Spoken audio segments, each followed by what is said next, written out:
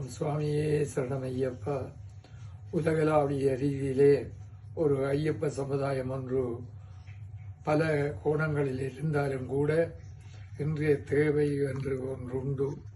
எல்லா சமுதாயங்களும் சாதி சமய வேறுபாடுகள் இல்லாத ஒரு சமுதாய அமைப்பை உருவாக்குவதற்கு இந்த உலகளாவிய ரீதியிலே ஒரு சங்கம் வேண்டும்.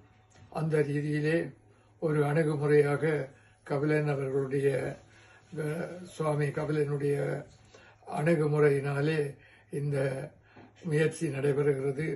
இந்த முயற்சி வெற்றி அளிக்க வேண்டும் என்பதில் ஆண்டவனுக்கு நன்றியை தெரிவித்து வாழ்த்தை தெரிவிப்பதுடன் இந்த முயற்சியினாலே எங்கெங்கு வாழுகின்ற மக்களும் இந்த சங்கத்துடன் இணைவருவது மட்டுமல்லாமல் ஐயப்பனுடைய இந்த வழிபாட்டு முறையிலே ஏற்படுகின்ற குளறுபடிகளை நீக்குவதற்கு மற்றும் எல்லோரையும் இணைத்து ஒரு மானிட வர்க்கத்தினுடைய ஒரு வழியை சரியான ஒரு நேர்கோட்டிலே எல்லாரையும் நிறுத்துவதற்கு இந்த அமைப்பு முயல வேண்டும் என்று விரும்புகிறோம்.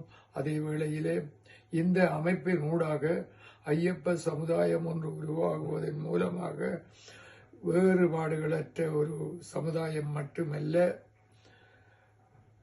மனிதன் பிறந்த நோக்கம் இன்பமாக சுயமாக எந்தவித தொந்தரவும் இல்லாமல் வாழ வேண்டும் என்பதற்கு, நோய் நொடிகள் இல்லாமல் வாழ்வது மட்டுமல்ல, ஒருவருடைய குதர்க்கம் சூது வாது வேதனைகள் எல்லாம் மறந்து இருவரும் யாம் எல்லோரும் நாட்டு மக்கள் இந்த பூவுலகத்திலே அவதரித்த மக்கள் நன்றாக அன்பாக ஆதரவாக ஒருவருக்கொருவர் இணைந்து வாழ வேண்டும் என்கிற ஒரு நிலப்பாட்டிலே இந்த சமுதாயம் அமைவதற்கு இந்த நிறுவனம் தொண்டு செய்யும்.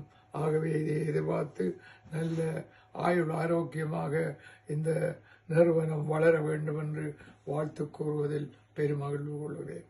சுவாமியே சரணமையப்பா.